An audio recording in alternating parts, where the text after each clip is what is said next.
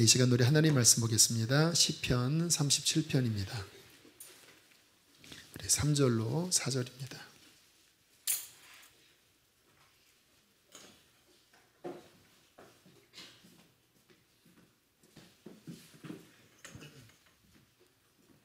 우리 2절 말씀을 크게 읽겠습니다. 시작. 여호와를 의뢰하고 선을 행하라.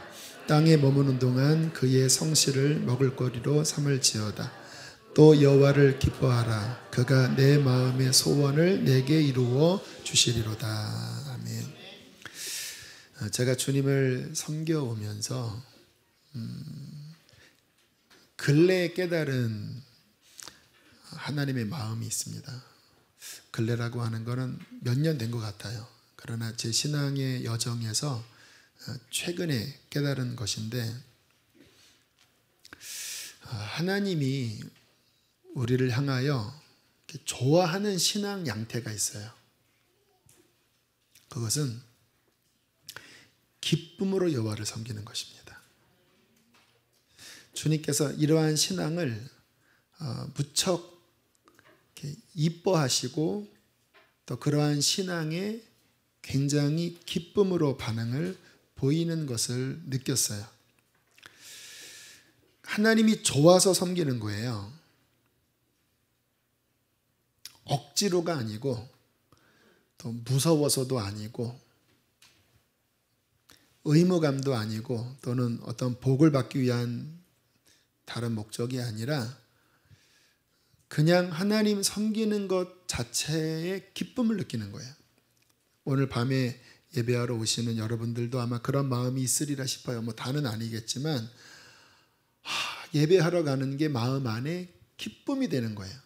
하나님과 관련된 예배, 또 섬김, 기도, 성경 이러한 것들이 기뻐서 섬기는 그 마음을 가질 때 하나님께서 그러한 신앙을 매우 기뻐하신다라는 것을 느꼈습니다. 왜 그러냐면요, 내가 어떠한 상대를 향하여 이렇게 기쁜 마음, 좋은 마음이 있다고 하는 것은 두 가지. 그 상대의 가치를 인정하는 거예요. 그러니까 좋아하지요. 두 번째는 내 마음이 그에게 가 있는 거예요. 그럴 때 알아야만이 기쁩니다. 그 상대가. 그 상대에 대한 가치를 내가 못 느낀다면, 내 마음이 그에게 가 있지 않다면 그를 만날 때 기쁘지는 않죠. 의무감으로 학교를 갈 수 있지만 학교 가면서 학생들이 막 너무 기뻐서 학교 간다 이러지는 않잖아요. 물론 이제 학교 가서 또 기쁠 때도 있어요. 저는 고등학교 때 그 영어 선생님을 되게 사모했어요. 이름도 기억이 납니다. 이애령입니다. 저는 그 영어 수업 시간에 진짜 미동도 하지 않고 오직 그녀만 바라봤습니다. 끝나고 나면 왜 이렇게 수업이 짧은 거야? 진짜 그런 마음.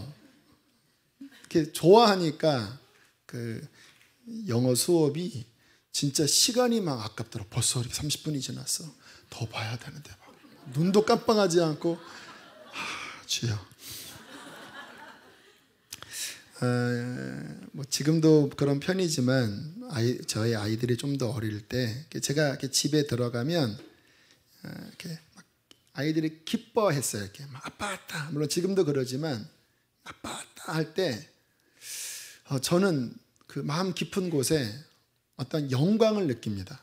그 상대방이 비록 자녀지만 그렇지 않은 가정 많잖아요. 이렇게 부모, 아버지가 집에 들어가면 막 후다닥 막 방으로 들어가고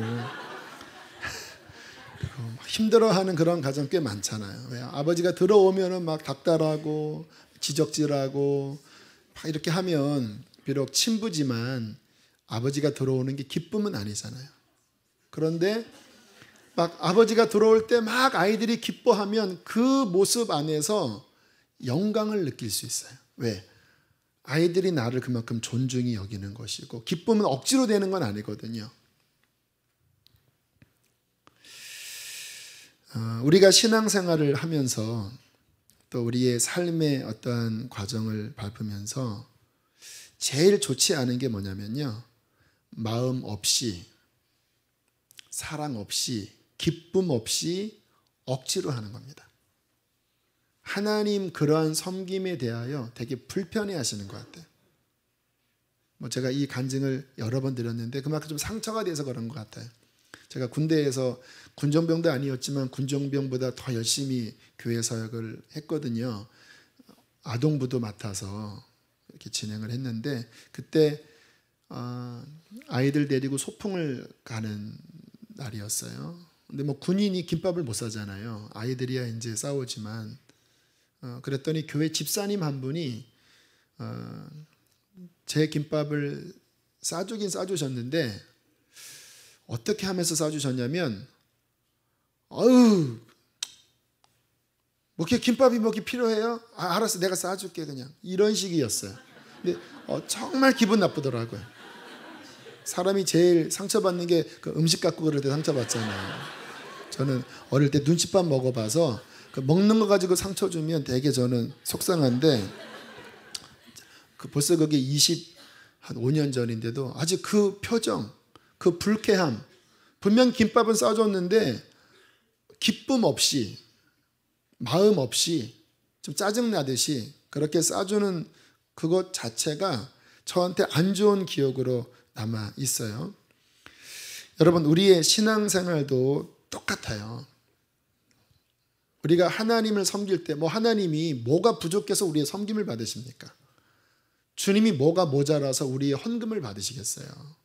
그렇잖아요. 성경에 천천만만 수양이 다 내 것이고 모든 것이 다 하나님 건데 굳이 우리에게 뭐를 주님이 이렇게 막 뽑아 쓰고 이런 분은 아니거든요. 우리가 주님을 섬길 때 그러한 마음 있잖아요. 이렇게 어거지로 우리 마음 깊은 곳에 사랑과 기쁨이 없이 하나님을 섬길 때 하나님은 기뻐하지 않아요. 주님이 우리에게 바라시는 것은 뭐냐면요. 그분이 좋아서 섬기는 겁니다. 그것이 나타나는 마음이 기쁨이에요.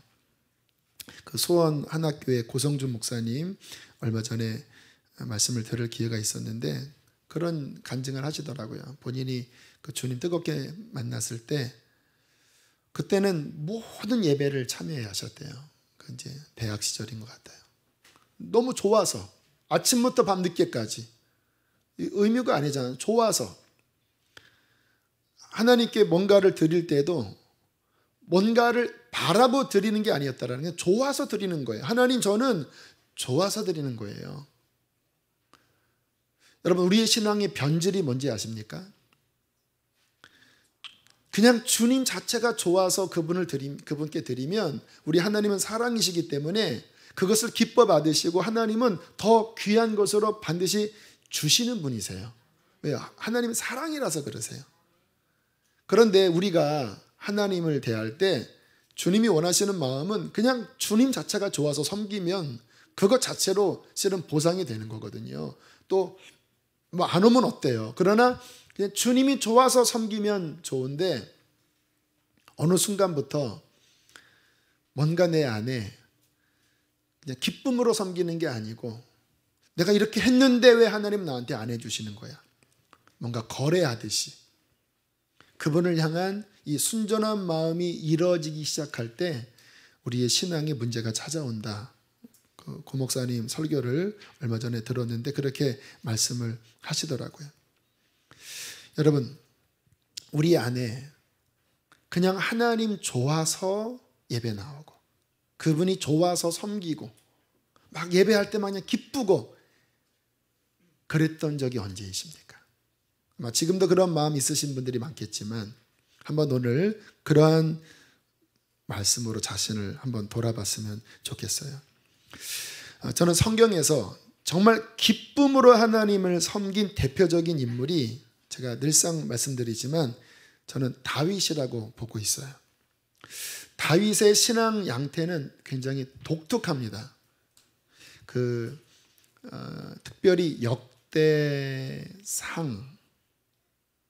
그리고 시편 이런 쪽에 다윗 일대기를 보면서 여러분들 한번 유심히 보세요. 그 다윗 시절의 예배는 구약적인 예배만이 아니었어요. 다윗 이 드렸던 예배는 신약적인 예배입니다. 그래서 그 다윗이 하나님께 예배할 때 그 예언하는 사람들이 있었다고 그래요. 성경에 나와요.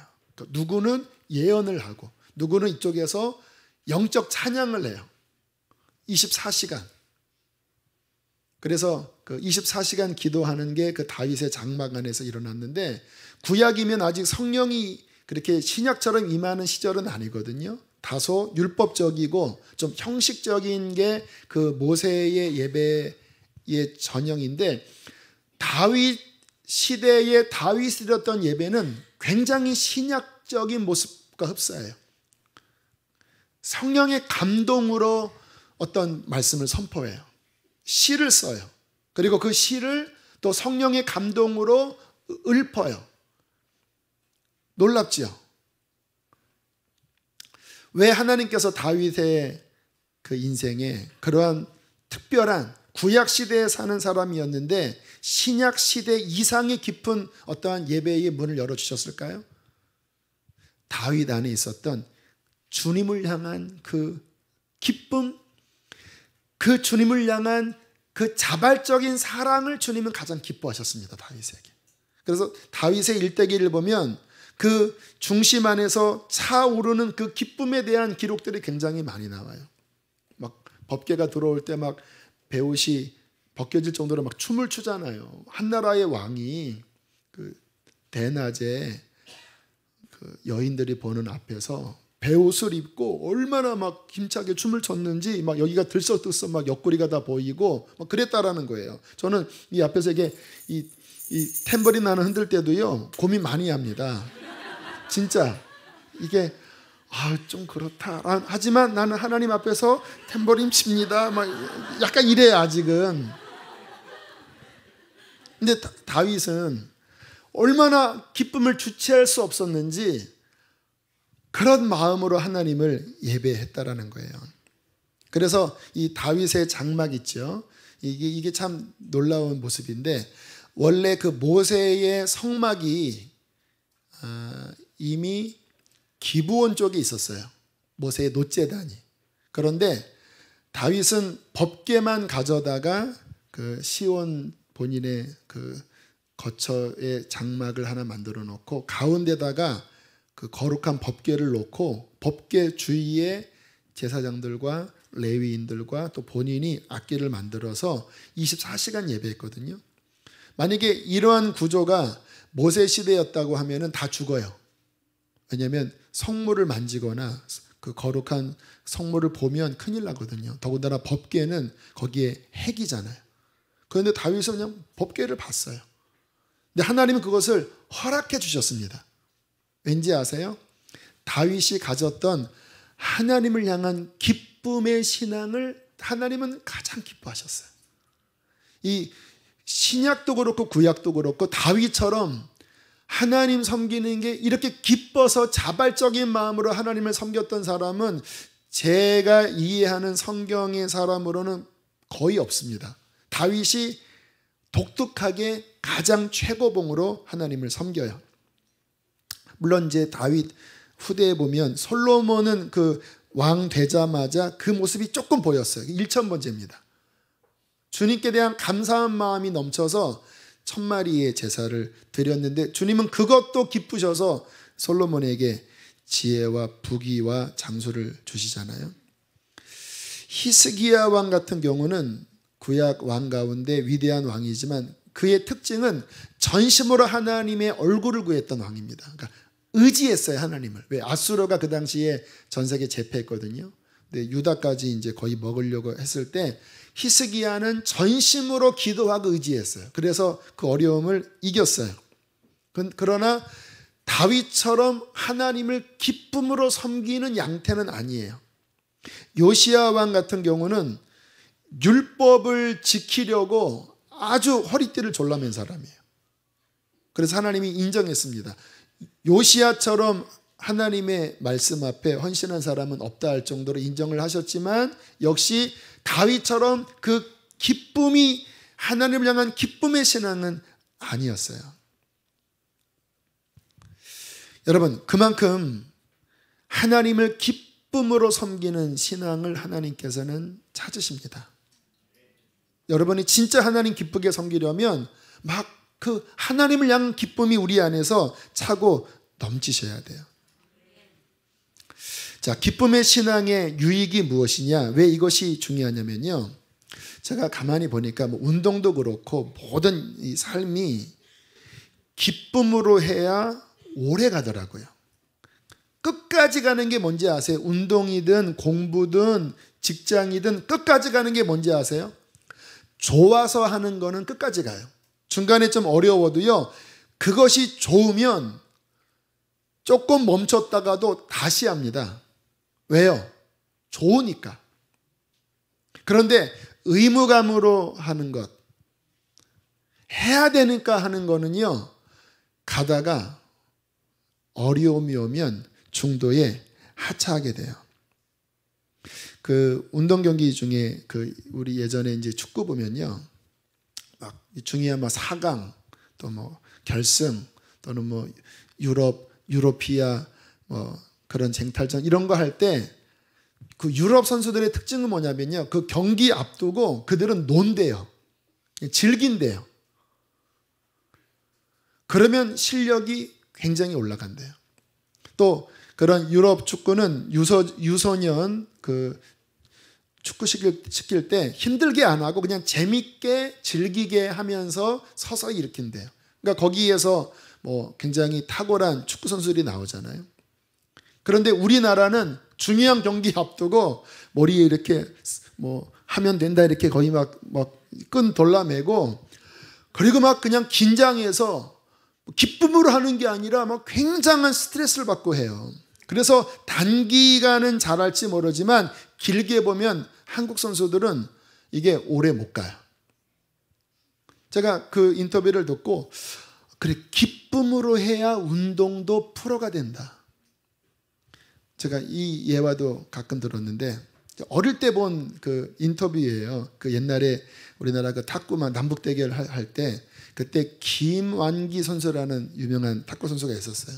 막 인터뷰를 하는데 아마 이 선수가 남북 대결에서 이겼거든요.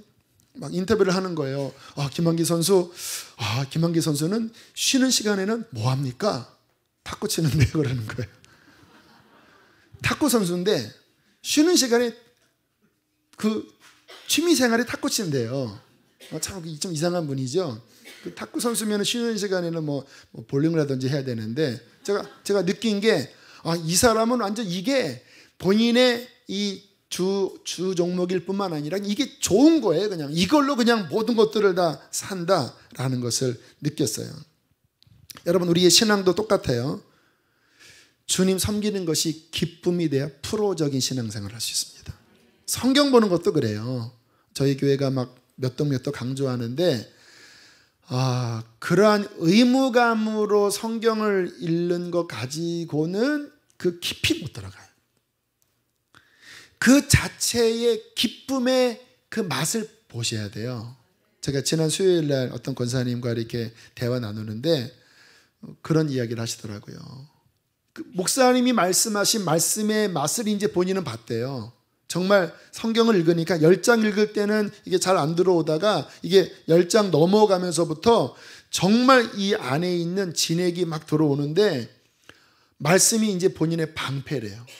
그래서 어느 때는 막 정말 65세, 6세신데 거의 막 10시, 11시, 12시까지 성경을 읽고 그리고 이렇게 이제 목장에서 사람 모여서 이렇게 교제하다가도 여성분들 60대 모이시면 막 교제 오래 하잖아요. 그러면 막 초조해진대요. 왜? 성경 읽은 시간 이렇게 내가 이런 잡담으로 빼앗길 수 없지. 그래서 조용히 가방 들고 나간대요.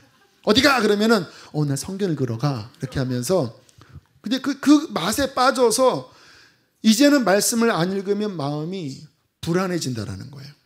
이분이 제대로 맛을 봤구나. 이분한테는 성경 읽는 게 의무감이 아니라 그 안에 본인을 채우는 그 가치를 본 거예요. 거기에 내 마음이 이제 폭 거기에 담겨 있는 거예요. 그렇게 성경 봐야 신앙생활도 진짜 맛을 알고 길게 갈 수 있는 것입니다.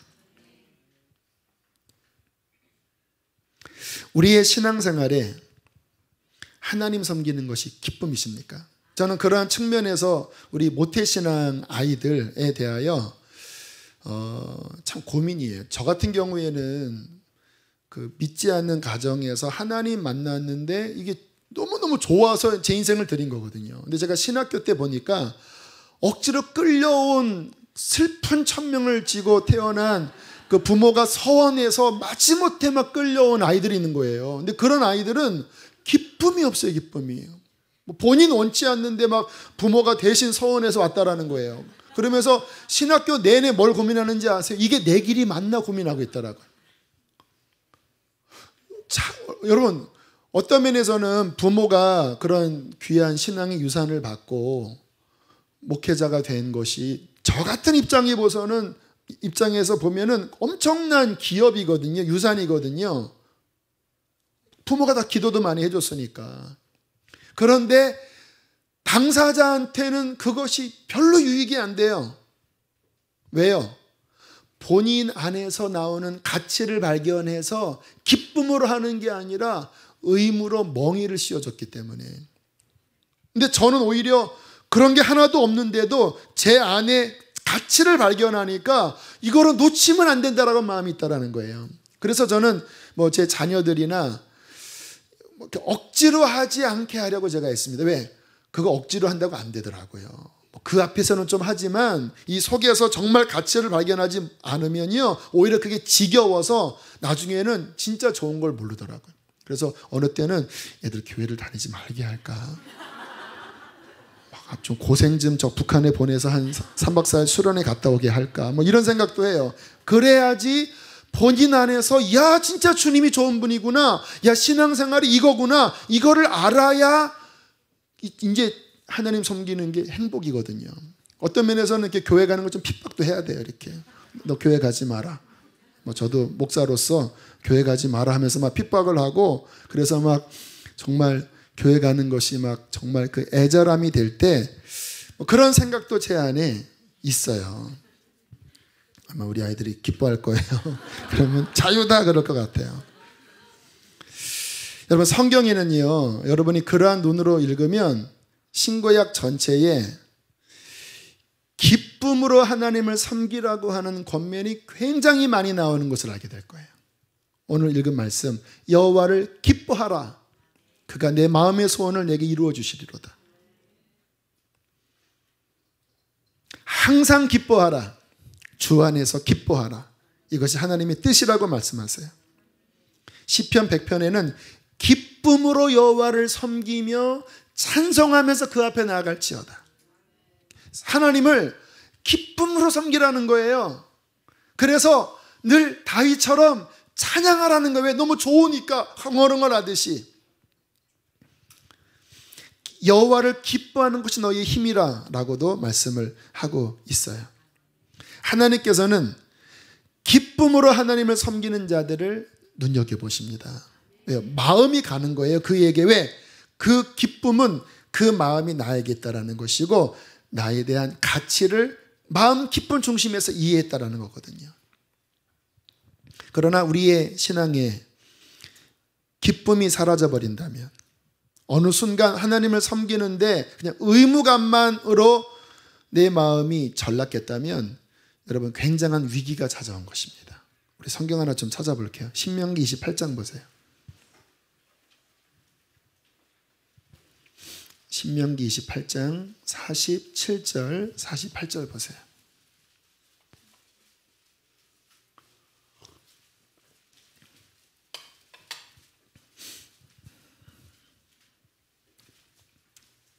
우리 두 절 말씀 함께 읽겠습니다. 시작.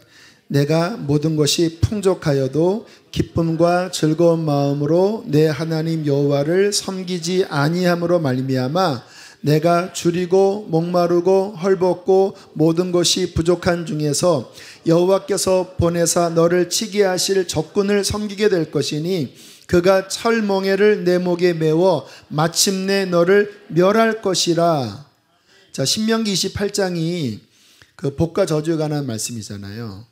전반부에는 말씀을 순종하는 자에게 내리는 복이지만 이제 중후반부터는 이 불순종하는 자에게 내리는 엄청난 재앙에 대한 저주의 말씀들이 나오는데 47절에 정확하게 하나님이 그 중심을 짚고 계셔요.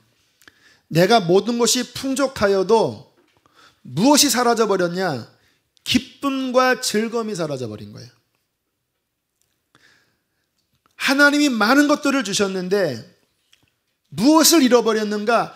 그것에 대한 감사, 기쁨으로 하나님을 섬기는 마음을 잃어버림으로 말미암아 어떤 일이 벌어집니까? 그 가진 것을 잃어버리게 된다는 거예요. 너는 줄이고 목마르고 헐벗고 부족한 중에 적군을 섬기게 될 것이고 그 철멍에가 내 목에 매어 마침내 너를 멸하게 될 것이다 라고 경고하고 있는 것입니다. 여러분, 하나님은 이미 우리에게 많은 것을 주셨습니다.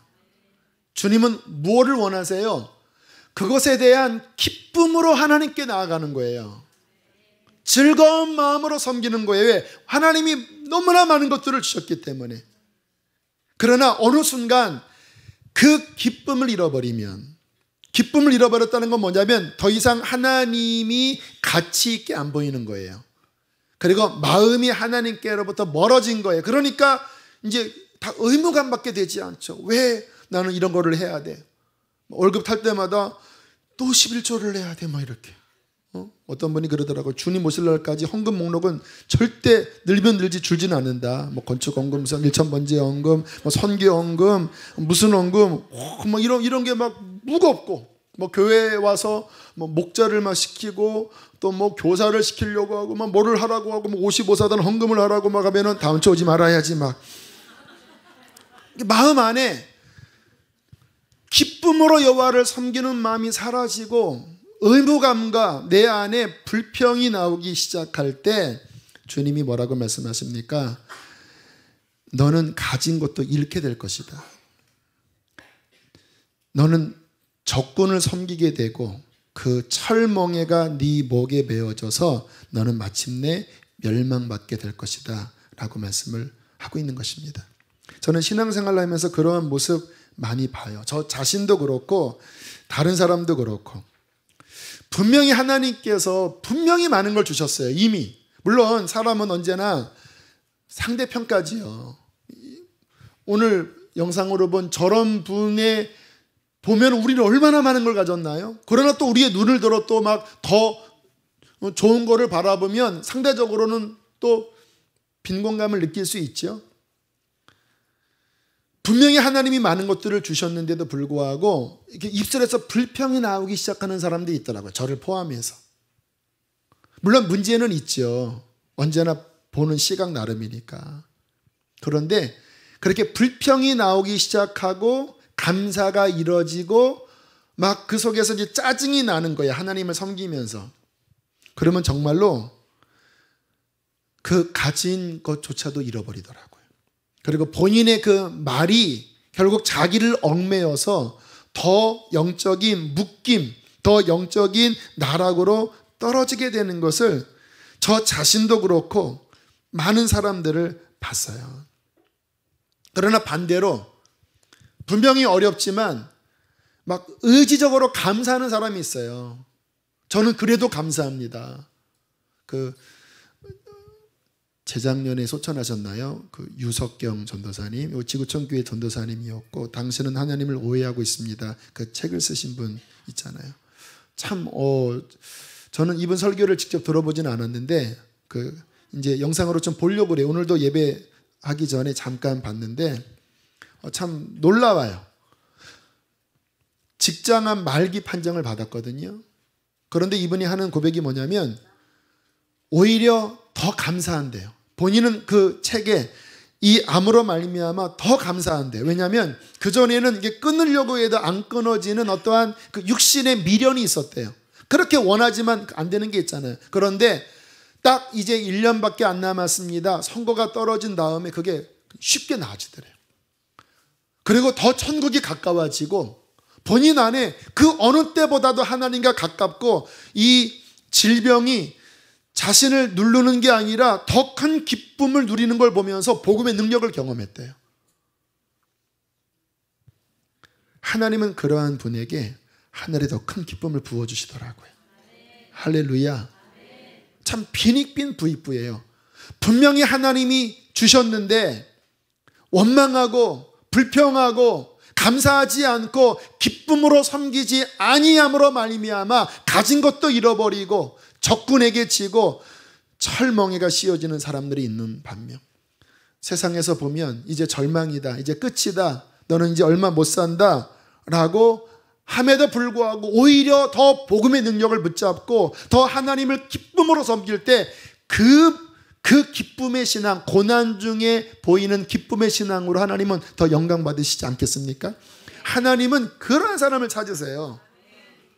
다 좋을 때 해하는 게 뭐가 좋습니까?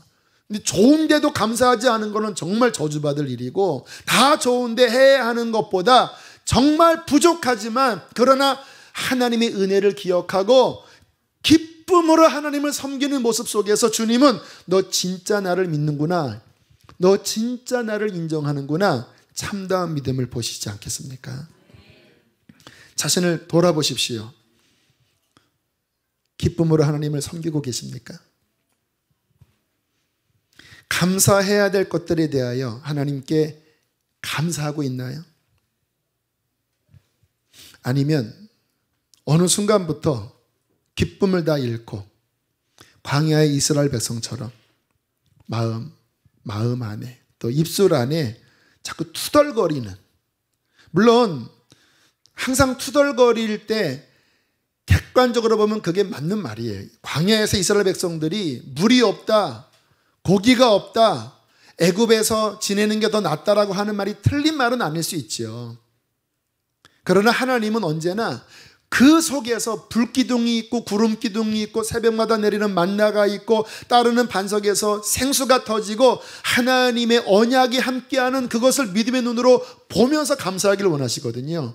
그런데 어느 순간 그러한 것들을 더 이상 보지 않고 원망이 나오고 불평이 나올 때, 또 하나님을 섬기는 것이 그저 의무감으로 전락되기 시작할 때, 그것은 이미 재앙으로 들어간 것입니다. 저는 여러분이 그 불평의 재앙 가운데 빠지지 않게 되길 바랍니다. 기쁨이 잃어버리는 것을 작은 일로 여기지 마십시오. 기쁨을 잃어버리면 곧 하나님을 떠나게 됩니다. 마음에서, 삶에서. 어떻게 주님을 향한 기쁨의 신앙을 회복할 수 있을까요? 항상 기뻐야 되지만 그렇지 못할 때가 저도 많이 있거든요. 그래서 늘 우리는 이러한 말씀 앞에 기쁨을 점검하셔야 합니다. 어떻게 회복될 수 있을까? 첫 번째는 받은 복을 세어보셔야 합니다.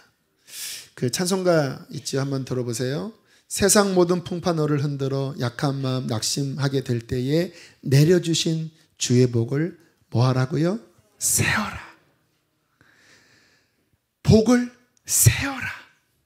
무엇이 있는가? 얼마나 많아요? 주의 크신 복을 내가 알리라. 세상 근심 걱정 너를 두르고 십자가를 등에 지고 나갈 때, 여기 학생들은 모를 거야. 주가 내게 주신 복을 뭐 하라고요? 세어라. 두려움 없이 항상 찬송하리라. 후렴 받은 복을 세어 보아라. 크신 복을 내가 알리라. 받은 복을 세어 보아라. 주의 크신 복을 내가 알리라. 아, 세상 권세 너의 앞길 막을 때 주만 믿고 낙심하지 말아라.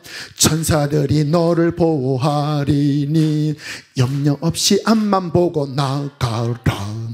받은 복을, 아멘, 크신 복을 내가 알리라. 리타르단도 받은 복을 세어 보아라. 주의 크신 복을 내가 알리라. 아멘. 우리 하나님께 감사의 박수. 그래요. 세어보셔야 돼요.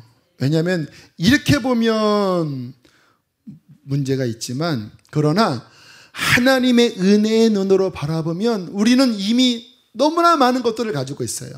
이게 평범한 일상 자체가 기적입니다. 감옥에 또는 병상에 누워있는 사람은 뭐가 소원이게요? 이 정상이 소원인 거예요. 정상이.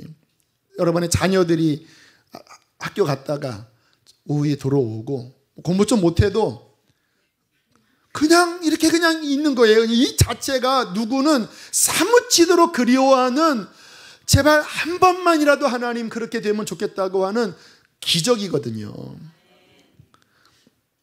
가장 큰 기적이 무엇입니까? 구원받은 것 아닙니까?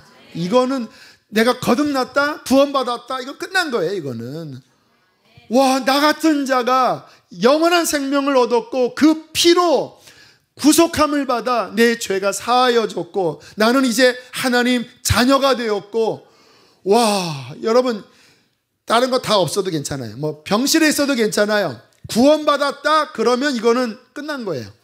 그냥 이거 자체만으로 하나님 기쁩니다. 내가 죽어서 지옥 가지 않고 나는 저 천국 가는 것, 이것으로 나는 영원토록 감사할 것입니다. 그 어떠한 그 여자 목사님 설교를 들었어요. 참 감명 깊게 이야기하시더라고요. 본인이 이렇게 우상 불교 섬기다가 그 주님을 만났어요. 주님께서 이분에게 회개를 시키는데 뭐가 죄입니까 하니까 나를 믿지 않는 게 죄다.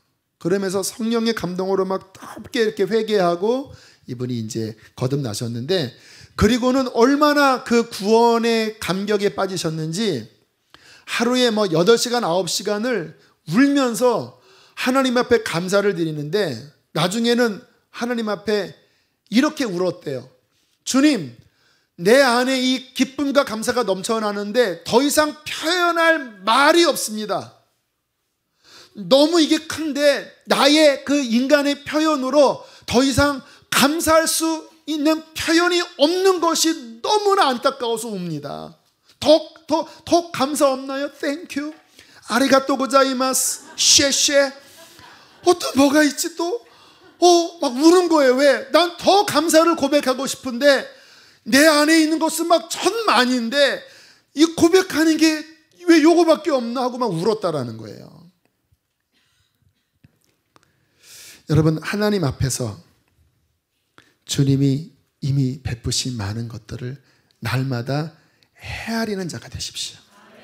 왜 다윗이 하나님을 기쁘게 섬겼는지 아세요? 다윗의 그 시편을 보면요, 다윗은 늘 하나님이 주신 은혜를 늘 헤아리는 사람이었어요. 사울에게 쫓김을 당할 때 아둘람 굴에 숨어서 정말 처참한 삶을 살 때에도 막 낙심이 됐지만 그는 갑자기 막 마음이 바뀌어요. 왜? 주님의 인자와 주님의 진실하심이 하늘에 사무칩니다. 눈에 보이는 환경은 언제 죽을지 모르는 환경인데 하나님의 은혜를 생각하면요, 이거는 신묘막측한 거예요. 뭐라고 고백하는지 아세요? 내 어머니 뱃속에서 내가 지음받을 때에 나의 형질이 다 이루기 전에, 나의 오장육부가 만들어지기 전에 이미 나에 대한 모든 것이 주의 책에 기록되었나이다. 주의 행사가 신묘막측하십니다. 나의 전후를 두루시며 나의 안고 섬을 아시며 멀리서도 내 생각을 다 이해하시는 하나님, 내가 저 하늘에 갈지라도 주님은 거기 계시고 음부에 내 자리를 펼지라도 거기 계십니다. 새벽 날개를 치며 바다 끝에 가서 거할지라도 주님이 나와 함께 하시는 그 하나님의 은혜를 늘 헤아리면서 이 차고 넘친 기쁨이 있었다라는 거예요. 심지어는요, 이 다윗의 시편을 보면 이 만물 안에 그분이 행하시는 이 놀라운 은혜를 믿음의 눈으로 바라봤어요. 막 동식물들을 보면서, 해가 뜨고 해가 지는 것을 보면서, 밤하늘의 별들을 보면서 하나님의 영광과 성실하심이 온 세계에 가득 넘치는군요. 주의 인자가 온 만물에 가득히 넘치는군요. 밤은 밤에게, 날은 날에게 그의 지식을 전하며 들리는 소리가 없지만 주의 말씀은 온 땅에 퍼집니다. 기가 막힌 찬양을 다윗은 드렸다라니까요. 오늘 시편 37편에 고백하잖아요. 여호와를 의뢰하고 선을 행하라. 땅에 머무는 동안 그의 성실을 너희의 먹을 것으로 삼아라. 이 땅을 살아갈 동안에 그의 성실과 그의 신실하심이 너의 삶에 함께하는 것을 늘 믿고 여호와를 기뻐하는 삶을 살면 그가 내 마음의 소원을 이루어 주시리로다 말씀을 하시는 것입니다. 받은 복을 세어보십시오. 의지적으로. 힘들면 힘들수록 이 생각이 결국 어디를 향하느냐잖아요. 힘들면 힘들수록 의지적으로 그가 내게 베푸신 은혜를 기억하고 입술로 선언하고 찬양하고 감사할 때 하나님은 그 인생에 더 귀한 것으로 채워주실 것입니다. 두 번째, 조심해야 될 게 있어요. 다른 사람과 비교하지 마십시오.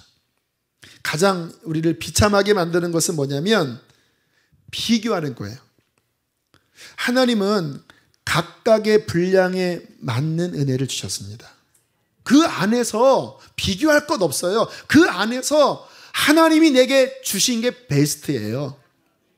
여러분, 이스라엘 하나님께서 젖과 꿀이 흐르는 땅, 태초부터 나의 관심이 있는 땅, 이 땅을 유업으로 준다고 그랬잖아요. 여러분, 이스라엘 막상 가보면 이 대한민국 영토보다 더 후졌습니다. 거기는요, 비가 내리면 우리나라처럼 이렇게 물을 저수지에 가두지 못해요. 이 석회질이라 그냥 땅을 흡수해버려요. 하늘만 바라봐야 돼요. 그리고 이스라엘 땅 크기가 강원도만 해요. 아세요? 강원도만 해요. 그런데 왜 그것이 복된 땅인지 아세요? 하나님이 그들에게 허락한 땅인 거예요. 비록 그 안에 인간의 눈으로 보면 땅을 개간해야 되고 어려움이 많지만, 그러나 하나님이 함께 하시면 정말 그곳에서 젖과 꿀이 흐르는 역사가 나타나요. 여러분, 어떤 이는 이러한 환경에, 어떠한 일은 이러한 환경에, 어떤 사람은 이러한 모습으로, 어떤 사람은 저러한 모습으로 다 다르지요. 나무를 보세요. 큰 나무도 있고 들꽃도 있어요. 그러면 들꽃이 큰 나무를 바라보면서 왜 나는 저런 큰 나무가 아니야 라고 막 불평하면 말이 되겠습니까? 각각의 역할 안에서 들꽃은 들꽃으로 하나님께 영광을 돌리는 거 감사합니다. 나 들꽃으로 만들어서 감사합니다. 조약돌은 그 조약돌로서 하나님이 나를 이렇게 만드신 것에 대하여 감사합니다. 감사합니다 하면 다윗의 돈에 들려서 골리앗 맞박을 찌르는 거예요. 할렐루야. 여러분, 비교하지 마세요. 작년 12월에 김미옥 전도사님이라는 분, 선화목자교회 전도사님이신데 제가 한번 이 이야기 들었잖아요. 이분은 이제 선화목자교회에서 전도사 한 지가 10년이 넘으셨거든요. 그런데 부목사님들한테는 안식월을 줘요. 2달. 4년에 2달. 근데 전도사님들한테는 이 혜택이 없거든요. 그러니까 좀 서운하셨대요. 그런데 어느 날 주님이 너 그거 탐심을 회개해라. 너 탐심이야. 왜 내가 탐심입니까? 그거는 너한테 허락된 게 아니야. 왜 너한테 허락되지 않은 것들을 보고 왜 탐내니? 그래서 회개하셨는데, 회개하고 나니까 하나님이 정말 그분에게 성지순례 이번 2월 달에 갔다 왔는데 거기에 특별 배려로 이분이 들어가게 되었다고 되게 행복해 하시더라고요. 저는 참 그분 이 고백을 들으면서 다 사람이면 다 그런 마음 같잖아요. 그런데 내 위치에서 내가 누릴 것이 이만큼이면 그것으로 감사하고 기뻐하는 것을 하나님께서는 받으신다라는 거예요. 세 번째, 어떻게 기쁨을 회복해야 될까? 십자가를 감사하셔야 합니다. 여러분, 십자가는요 가장 큰 은혜예요. 유석경 전도사님 고백을 보면 아까 드린 말씀처럼 본인이 이제 직장암 말기 판정을 받아서 길게 살아야 1년입니다 라고 한 그 이후부터 정말 이분의 신앙이 가장 순결한 상태로 들어가셨어요. 오늘도 내려오기 전에 잠깐 그분 영상을 봤는데요. 제가 제일 이렇게 동경하는 영적 상태가 있어요. 주님밖에 없다고 하는 고백이 정말 안과 밖에서 온전하게 나오는 고백.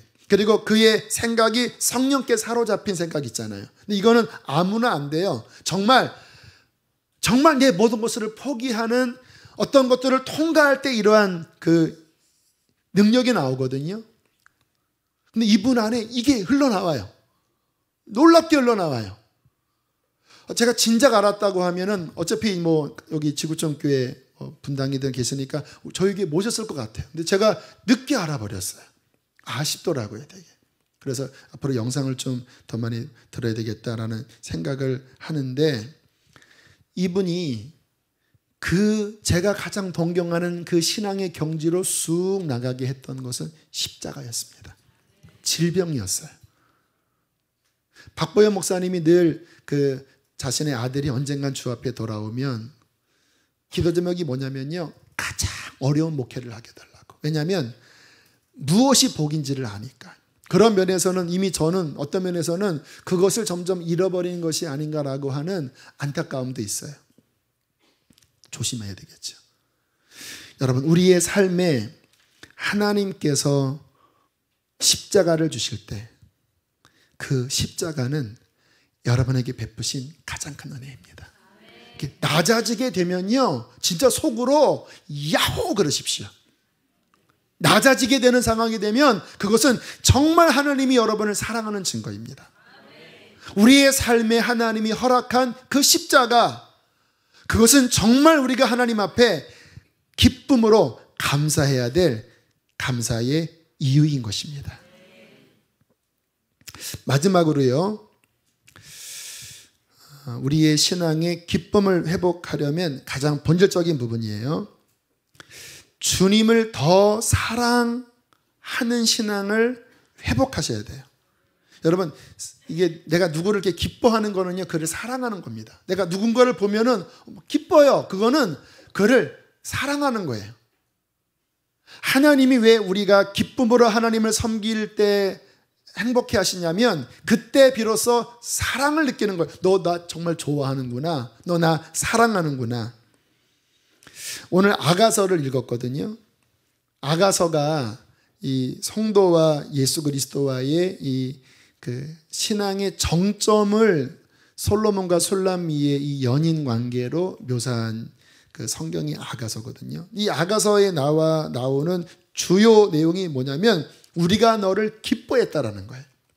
또 이 여인도 솔로몬을 봤을 때, 당신은 이 광야에 사과나무 같습니다. 사과나무 같습니다. 내가 그 숲을 아래서 그 사과를 따먹으면서 내가 심히 기뻐했습니다.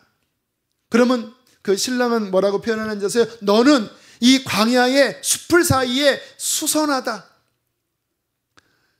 그 메마른 곳에 그 수선화를 보면서 그것을 기뻐했다. 이 시적인 표현이잖아요. 서로와 서로를 향하여 바라볼 때 막 기쁜 거 있잖아요. 그리고 서로를 누리는 거예요. 여러분, 하나님께서 우리의 신앙 양태 가운데 원하는 기초는 뭐냐면요, 그와 같은 것입니다.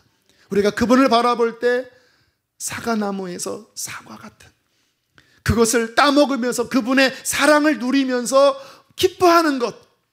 보세요, 막 목이 말라요. 그런데 다 잘 익은 사과가 있어요. 그 떼약볕 밑에 그 그늘 아래 내려가서 그 햇볕에 피해서 그 사과를 딱 따서 싹 입에 막 침이 싹 돌면서 시원하다 할 때, 오늘도 우리가 아까 찬양할 때 후반부는 좀 안식으로 들어갔잖아요. 그 날개 아래서 내 짐들을 내려놓고 그분의 임재 안에 들어가서, 아직은 좀 더 깊이 안 들어가는 게 아쉽긴 하지만 이제 이전 한번 더 열어주시겠죠. 그 주님의 지금 이 말씀으로 여러분이 사과를 드시는 거네요. 할렐루야. 막 그분의 이 은혜를 막 더 먹으면서 내 마음이 시원하게 그분으로 기뻐하고, 와, 나는 주님이 너무 좋아. 그러면서 찬양하는 겁니다. 하나님, 나 주님이 너무 좋아요. 그러면 주님은 우리를 바라보면서 그 나의 가치를 인정하는 게 영광이잖아요. 그게 예배거든요. 그 주님의 그 사랑을 베풀어 주면서 우리의 사랑을 주님도 받으시고 기뻐하시고 영광 받으시고 이제 나와 함께 가자, 나와 함께 우리 즐겁게 가자 하는 그 사랑과 사랑, 기쁨과 기쁨, 그 속에서 자발적으로 나오는 그 긴밀한 연합, 이게 진짜 신앙이에요. 이 마음 없이 그냥 억지로 막 무거운 짐만 지고, 이게 아니라 오늘도 본 영상 보세요.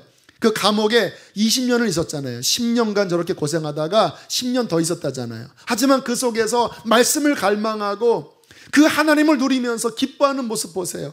20년 뒤에 나온 저 얼굴이 고생한 분 같지 않잖아요. 그 안에서 하나님으로 기뻐하고 말씀으로 기뻐하고 고난 가운데 십자가 가운데 그분과 동행할 때 하나님은 그 신앙을 가장 기뻐하신다라는 것입니다. 여러분, 우리 이 시간 우리의 기쁨을 회복합시다. 여러분 삶에 다 여러 처지들이 다 다르신 거 알아요. 힘든 거 다 알아요. 속에서 저도 그런 마음이 나오니까, 불평스러운 마음이.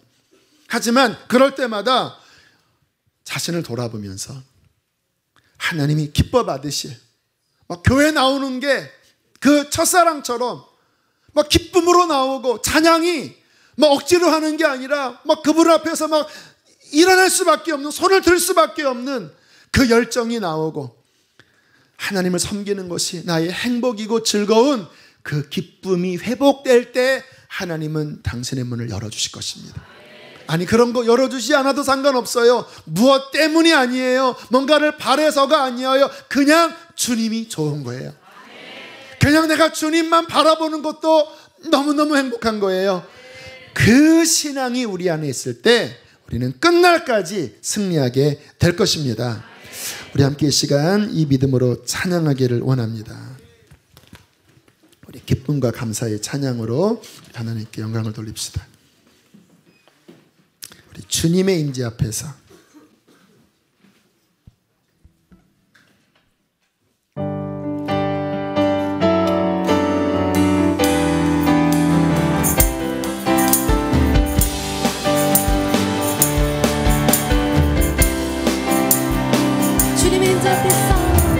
주님의 임재 앞에서 권능의 날개 아래서 그의 능하신 행동을 인하여 찬양해.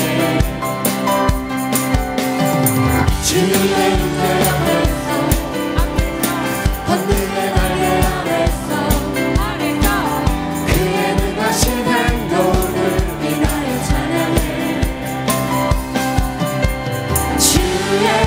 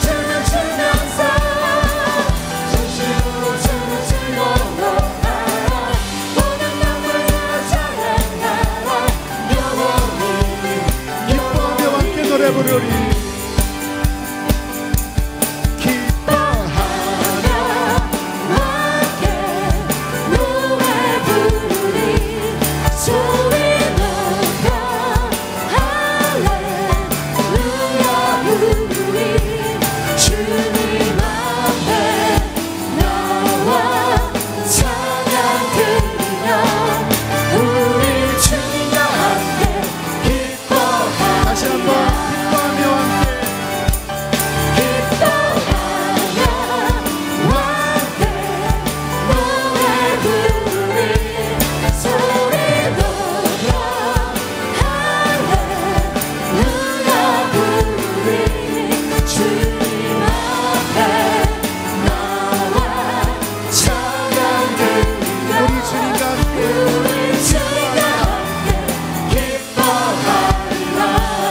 나의 창조자 나의 창조자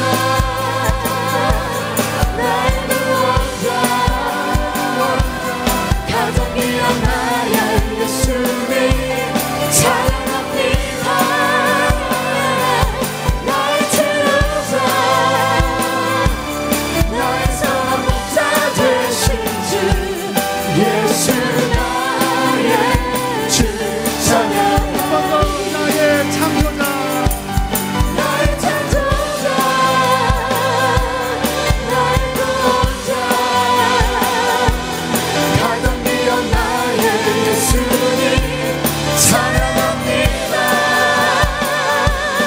나의 치료자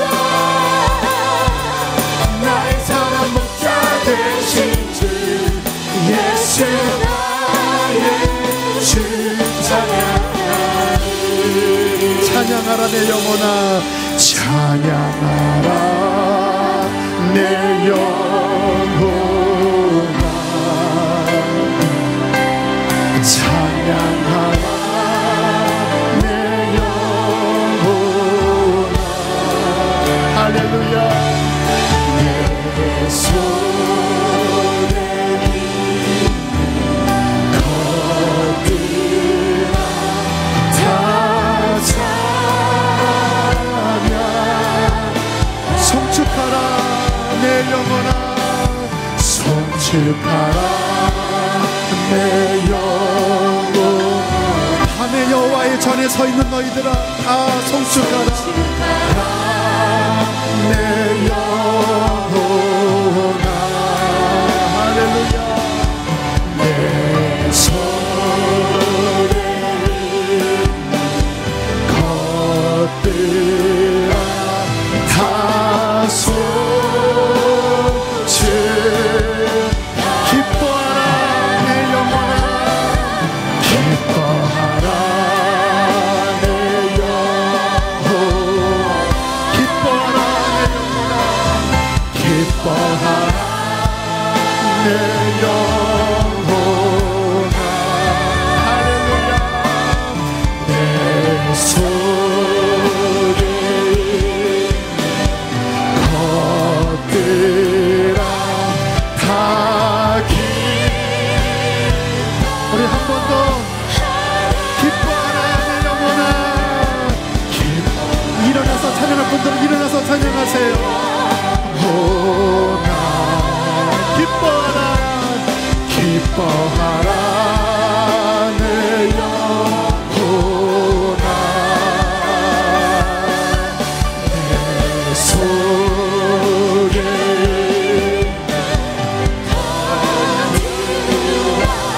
다 사랑하라 사랑하라 내 영혼아 사랑하라 내 영혼아 사랑하라 사랑하라 내 영혼아 할렐루야 내 속에 있는 것들 사랑하라 할렐루야 할렐루야 할렐루야 할렐루야 할렐루야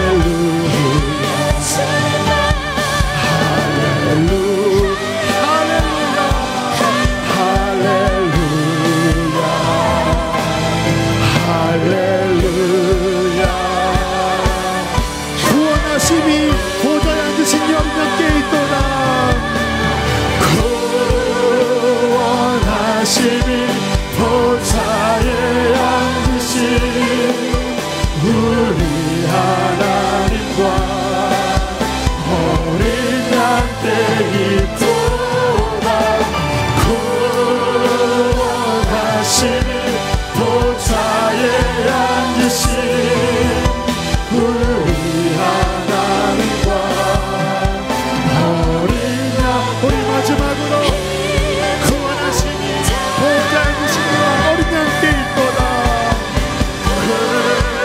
구원하시니 보좌에 앉으신 우리 하나님과 어린 양께 있도다.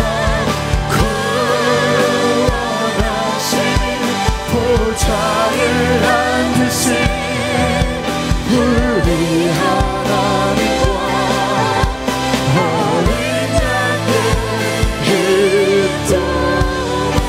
함께 시간 기도하실 때 하나님 내 눈을 열어 하나님의 가치를 보게 하여 주십시오. 내가 하나님을 섬기는 것이 진정한 기쁨이 되도록 내 눈을 열어 밭에 감추인 보화 영원한 생명이신 예수 그리스도를 알게 하여 주시옵소서. 하나님 모든 비교하는 마음 내 안에 있는 모든 원망 불평 다 버리겠습니다. 오직 나는 평생 한 가지만 하겠습니다. 감사하겠습니다. 여호와를 기뻐하겠습니다. 성령으로 나를 채워 주시옵소서. 주여 크게 두 번 부르시고 기도하겠습니다. 주여